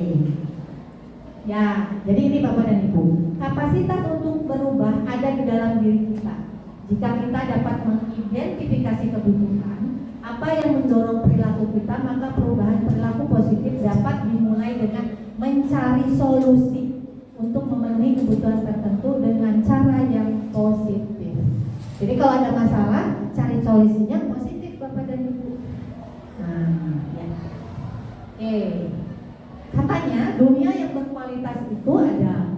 Dunia berkualitas Anda adalah tempat khusus dalam pikiran Anda. Jadi dunia berkualitas itu ternyata bukan di luar tuh yang katanya kita sedang masuk ke era 5.0 dan sebagainya, bukan. Tetapi dunia berkualitas itu adalah tempat khusus dalam pikiran Anda, pikiran kita. Tempat Anda menyimpan gambaran, representasi dari semua yang Anda inginkan, bisa berisi orang-orang, hal-hal apa saja yang terbaik dalam hidup Anda dan membuat Anda merasa bahagia karena kebutuhan dasarnya terpenuhi. Jadi dunia berkualitas itu bukan kita punya mobil mewah, kemudian kita menjadi apa ya, gitu. Tapi ternyata ada di dalam diri kita, pikiran mindset kita masing-masing yang disebut. Nah, ini yang menarik Bapak Ibu. Kita sebagai guru ada 5 posisi kontrol. Nah, kita lihat Pak Yudi, Pak Ispulo, Pak Cipto, Bu Elis, Bu Roma, Bu Mega, Bu David, kira-kira Bu Nurul ya. Nah, kayak apa sih? Anda ini selama ini jadi guru yang posisinya di mana? Ayo kita lihat. Nah, ada 5 posisi kontrol Bapak Ibu. 5 posisi kontrol kita sebagai guru. Nah, ada penghukum, pembuat orang merasa bersalah, sebagai teman, sebagai pemantau, dan sebagai manajer. Nah, yang pertama, penghukum. Biasanya guru tuh sering menghardik, menunjuk-nunjuk. Itu berarti kita sedang sebagai penghukum. Kamu ya, awas ya, tak citak ya. Nah, itu udah penghukum Bapak dan Ibu. Kemudian membuat orang merasa bersalah. Kadang-kadang kita guru berusaha membuat anak-anak kita merasa bersalah. Nah, itu berarti kita sebagai membuat orang bersalah. Kak, gitu. Seharusnya kamu kan begini, nah, itu jadi kecewa sekali. Gara-gara kamu itu diomelin kepala sekolah, wah ibu jadi sakit, ibu jadi. Itu membuat anak merasa bersalah kan? Jadi kita sebagai guru dalam posisi membuat orang merasa bersalah.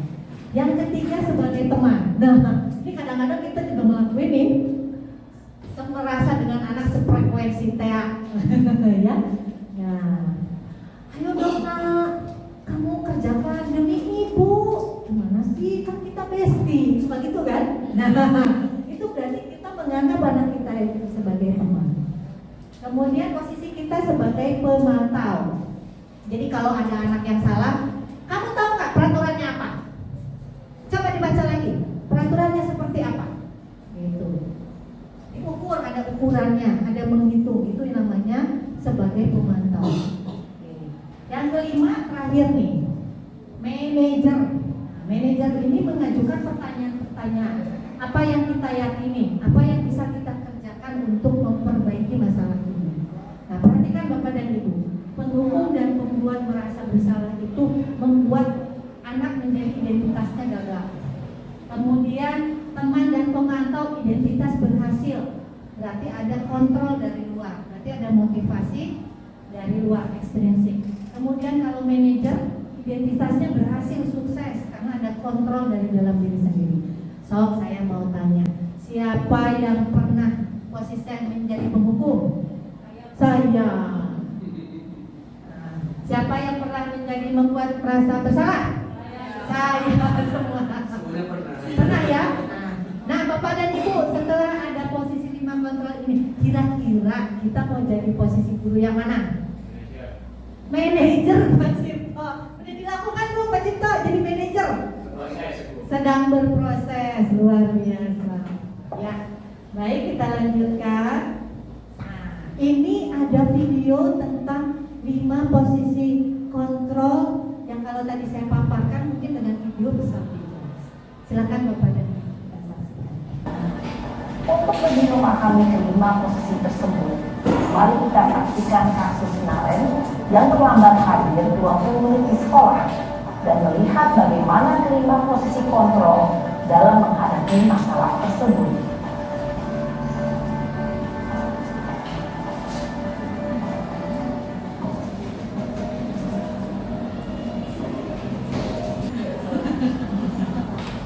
Selamat pagi, Bu.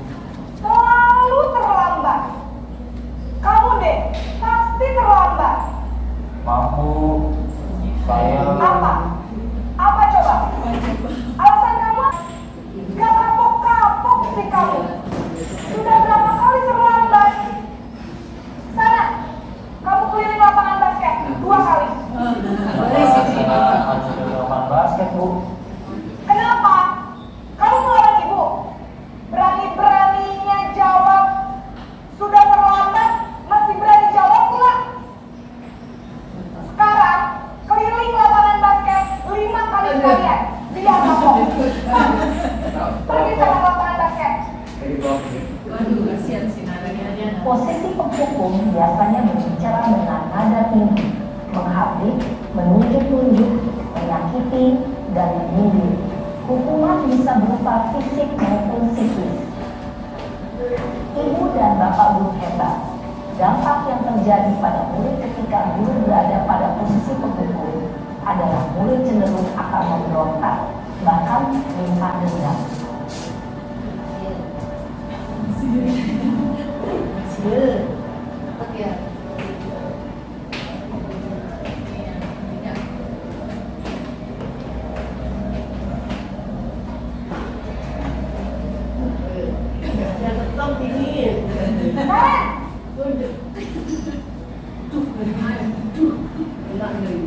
Selamat pagi, Bu. Naren, kamu kenapa terlambat lagi, nak? Ya Tuhan, Naren. Kamu sadar itu saya? Kalau kamu terlambat lagi, nanti ibu yang ditegur bapak kepala sekolah, nak. Disangka ibu tidak bisa membina kamu. Duh, gimana ini? Maaf, Bu. Duh, Gusti Naren, kamu suka ya kalau ibu ditegur bapak kepala sekolah? Terus, sekarang ibu harus tulis apa yang di buku absen? Ini kamu sudah sering terlambat loh. Ibu harus apa coba? Maaf, Bu. Maaf sekali. Ya sudah, lain kali jangan bikin ibu susah lagi ya nak ya. Ibu tidak akan kuat lagi kalau kamu begini terus. Bisa jantungan kalau ibu ditegur bapak kepala sekolah. Sana cepat kelas. Maaf ya, Bu. Maaf sekali. Posisi pembuat rasa bersalah berbicara dengan nada tenang, cenderung lembut.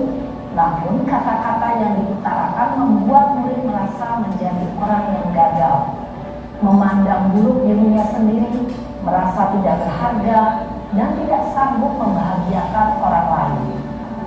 Ketika guru mengambil posisi pembuat rasa bersalah, murid akan menganggap dirinya yang bersalah dan ia akan menyimpan emosi. Selamat pagi, Bu. Wah, sudah jam berapa ini, nak? Terlambat lagi ya, sayang. Iya, Bu. Saya sama ponakan saya, Bu. Kamu malah menyalahkan ibu kamu. Kamu bukannya anak yang larinya paling kencang. Kok terlambat sih? Iya, Bu. Saya memang terlambat bangun tadi. Jadi, biarpun saya lari kencang, tetap kondisi jalan. Ya sudah, selamat nanti lain kali larinya lebih kencang lagi ya. Biar gak terlambat lagi. Bikin senang ibu. Demi ibu. Ya sudah, sahabat telepon.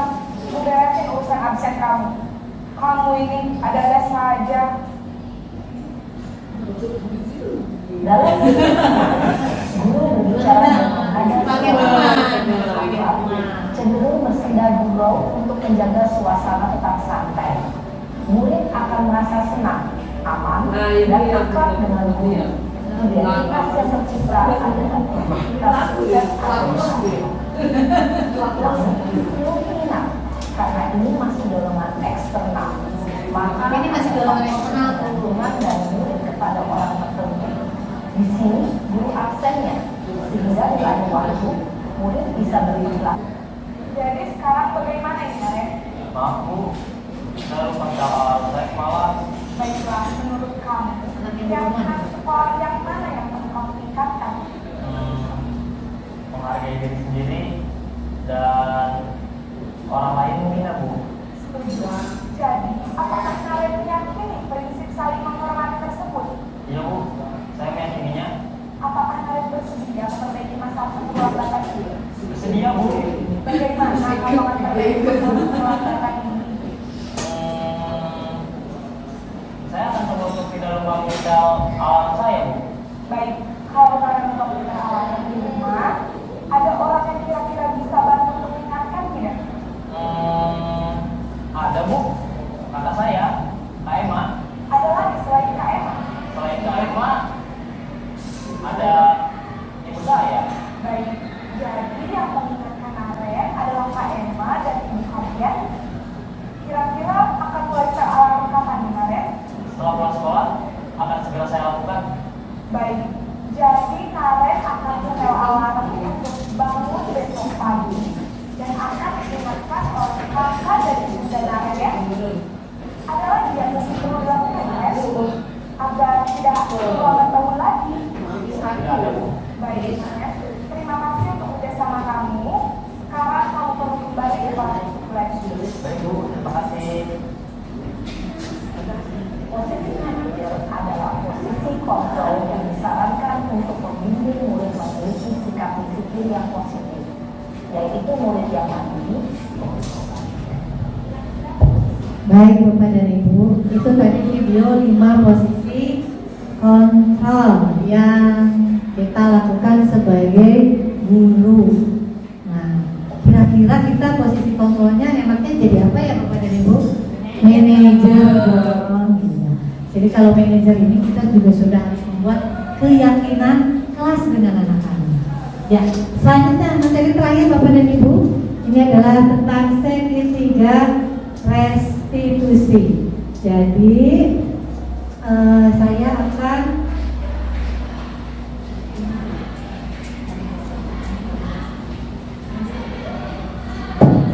ini adalah segitiga restitusi. Tadi Bu Roma nanya ya, Kak, kalau anaknya begitu baik kumaha gitu.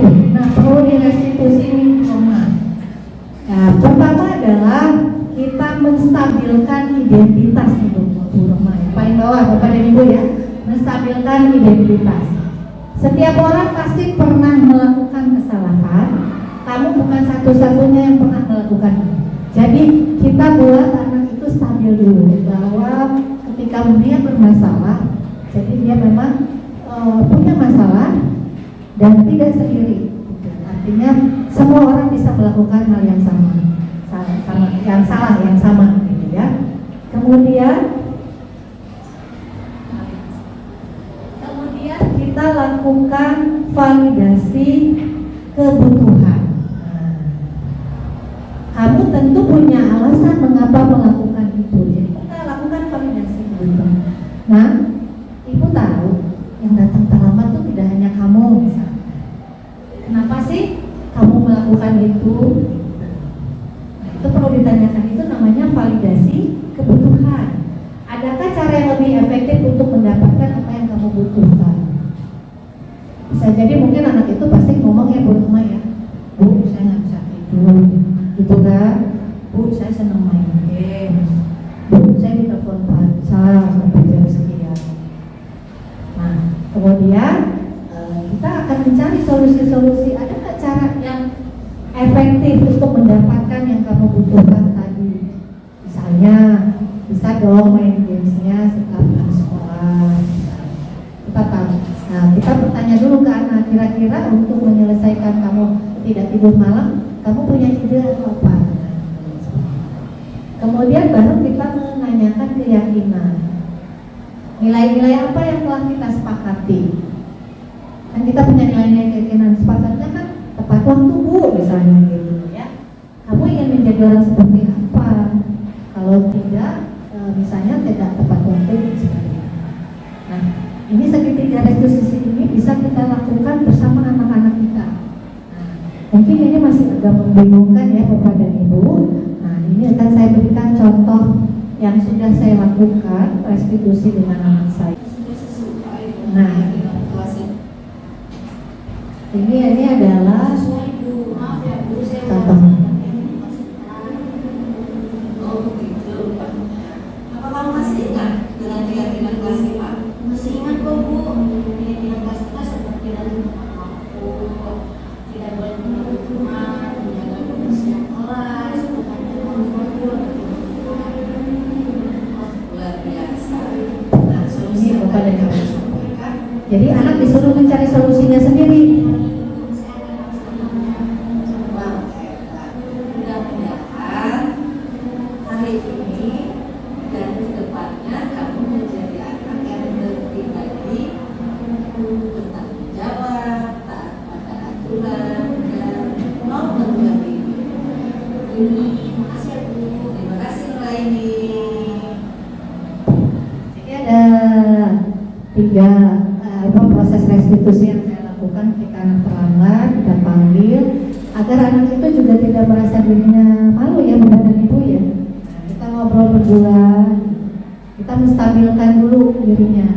Oh, masalah terlambat itu sebetulnya bisa dilakukan oleh siapa saja, tapi itu juga sesuatu yang penting, sepele tapi itu penting. Kemudian kita validasi kebutuhan. Terus lalu kita tanyakan nilai-nilai keyakinan apa. Tadi kan dia menjawab saya pasang alarm, akan mencoba ini dan seterusnya.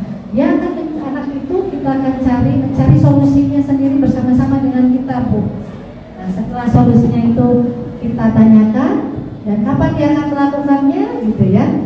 Nah mudah-mudahan dengan solusi yang mereka sendiri anak-anak kita yang membuat, mudah-mudahan restitusi atau disiplin positif anak juga akan terbangun. Mungkin itu saja Bapak Ibu dari 6 materi yang saya paparkan hari ini, bahwa penerapan pengimbasan saya selama 2 bulan saya paparkan ke teman-teman dan saya percaya Bapak dan Ibu bisa lebih hebat melakukan ini, bahkan mungkin sudah jauh melakukan pengimbasan budaya positif terhadap peserta didik. Mudah-mudahan kita menjadi guru yang hebat, luar biasa, dan selalu membahagiakan peserta didik anak-anak kita. Terima kasih, salam bahagia. Assalamualaikum warahmatullahi wabarakatuh.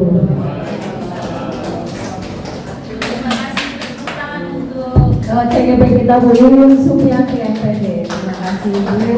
Mudah-mudahan apa yang tadi dibagikan oleh Bu Yuyun dalam diseminasinya ini bisa kita terapkan bersama-sama supaya terbentuk budaya positif di sekolah kita. Sekali lagi saya ucapkan terima kasih Bapak Ibu Guru sudah hadir memenuhi undangan kami. Lebih dan kurang kami mohon maaf dan saya akhiri. Wassalamualaikum warahmatullahi wabarakatuh.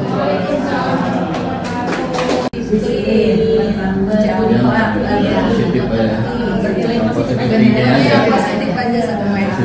Nanti kebersihan itu kita ganti sebagai peduli lingkungan gitu ya. Peduli lingkungan, bertanggung jawab, disiplin. Ada sebenarnya sadar mereka. Karena kita gurunya ini yang tadi ya, disiplin dan bertanggung jawab. Misal bertanggung jawab kan dia sadar tadi yang dibilang dari aja.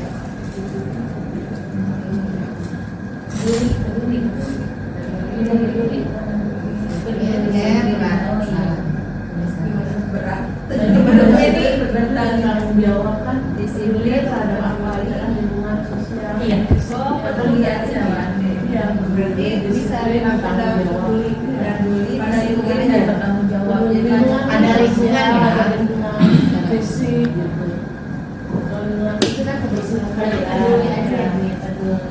peduli pada semua hal maksudnya ini ya. Mungkin ya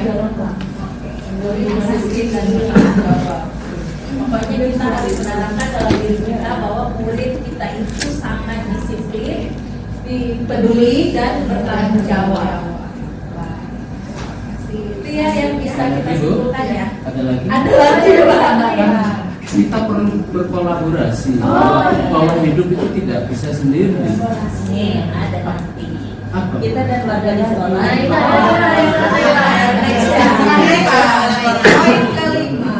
Kita warga di sekolah yang untuk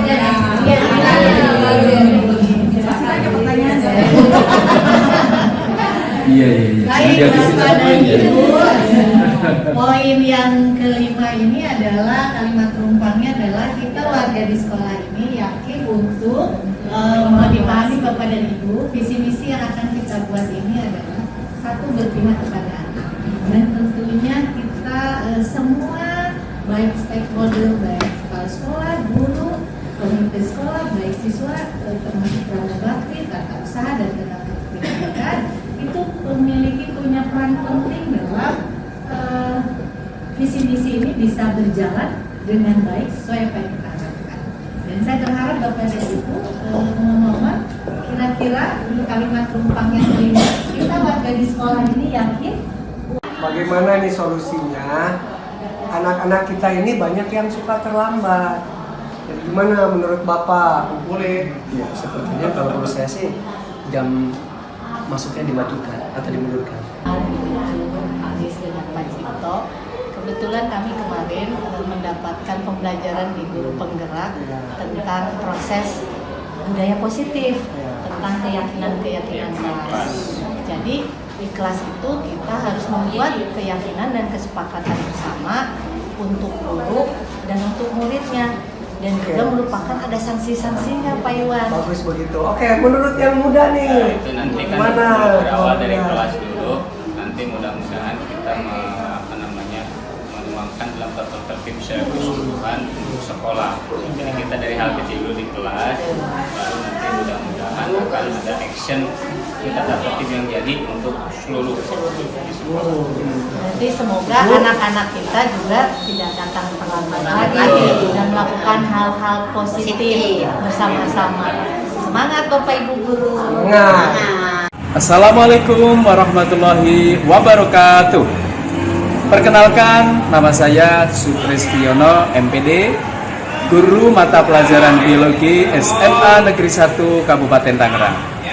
Terkait pengibasan budaya positif yang dilakukan oleh Bu Yuyun, saya sebagai guru merasa ada tambahan wawasan dan cakrawala baru tentang perubahan paradigma baru dari stimulus respon ke teori posisi kontrol mengenai segitiga restitusi dan budaya positif di sekolah dengan menerapkan keyakinan dan kesepakatan kelas bersama siswa di sekolah. Insya Allah saya laksanakan. Terima kasih Bu Yuyun. Assalamualaikum warahmatullahi wabarakatuh. Saya Yulia, guru bahasa Inggris di SMA Negeri 1 Kabupaten Tangerang. Terkait sosialisasi yang disampaikan oleh Bu Yuyun tentang budaya positif, insya Allah saya akan menerapkannya bersama anak-anak di kelas. Terima kasih Bu Yuyun. Nama saya Nur Aini, saya dari kelas 12 IPS 2, sekolah di SMA Negeri 1 Kabupaten Tangerang. Restitusi yang sudah Ibu Yuyun lakukan terhadap saya itu membuat saya sadar akan kesalahan saya, terus mendorong saya lebih baik ke depannya. Kemudian saya itu tidak dimarahi oleh Bu Yuyun, namun saya diberi solusi terhadap permasalahan yang saya alami. Kemudian saya sadar akan semua kesalahan-kesalahan saya tanpa ada paksaan dan tekanan dari Bu Yuyun. Terima kasih. Assalamualaikum warahmatullahi wabarakatuh. Saya Nadia Zakia dan Musa Fikri dari kelas 12 IPS 2. Dengan keyakinan dan kesepakatan yang telah kami buat, membuat kami belajar jadi tanggung jawab dan saling menghormati satu sama lain di dalam maupun di luar kelas. Dengan adanya refleksi pembelajaran semester yang lalu dan terbentuknya kebijakan dan kesepakatan kelas membuat saya semakin bersemangat dalam bekerja sama, berpikir kritis, dan membuat pembelajaran menjadi lebih bijak.